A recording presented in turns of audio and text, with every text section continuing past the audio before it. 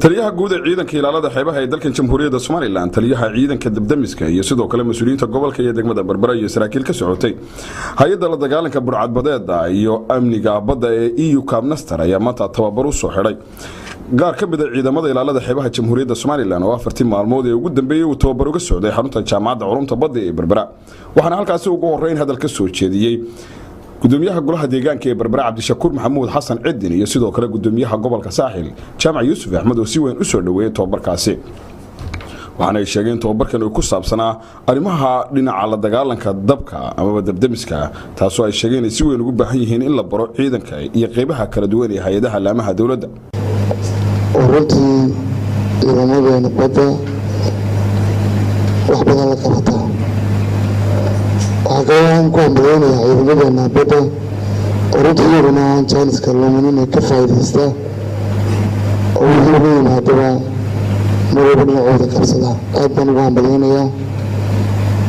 waxa ciidanku waawiyo maalin heegan ugu jiraan dadweynaha iyo dalweynaha Jamhuuriyadda Soomaaliland wixii inaga soo gaaray iyo waxayna waan leenahayba inaynu ku furaado hay'adda UCAP aad iyo aad baan ugu mahadnaqayaa waxaanu ka codsanaynaa inay noo sameeyaan tababarro ah oo noo siiyaan waliba ciidamada booliiska qaybtii badda hadday noo siiyeen qaybta baddana ay noo sii wadaan inta ay gaari karaan insha allahu tacaala qolada booliiska oo iyaguna lagama maarmaan ah oo ciidamada had iyo jeer ag jooga dabdamiska iyagana waxaan doonaynaa inay feeriseerka iyo tababarada kale ay noo siiyaan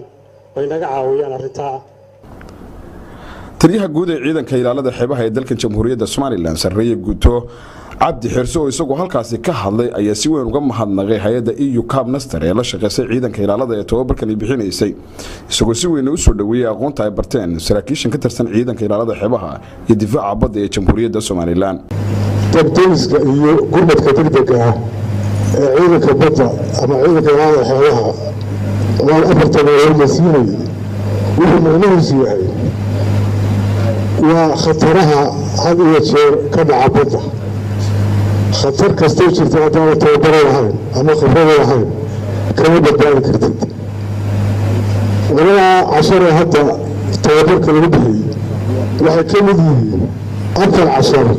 oo la'aantood aan badda laga shaqayn karin 4 cashar oo walaal ku yihiin badbaadada gurmadka badbaadada iyo dabdamiska iyo sida qofku isu badbaadiyo keligiis markuu yahay iyo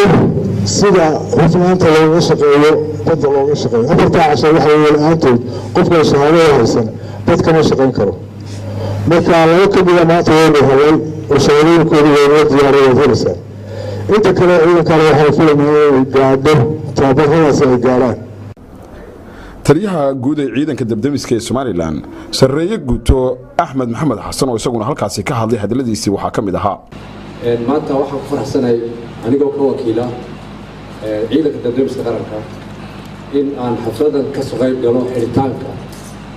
tababarka 4 cisho socday 2 cisho oo ahaa gargaarka koowaad ka kalena wuxuu ahaa si dabka loola dagaali lahaa marka ugu horeysa sida uu gudoomiyuhu sheegay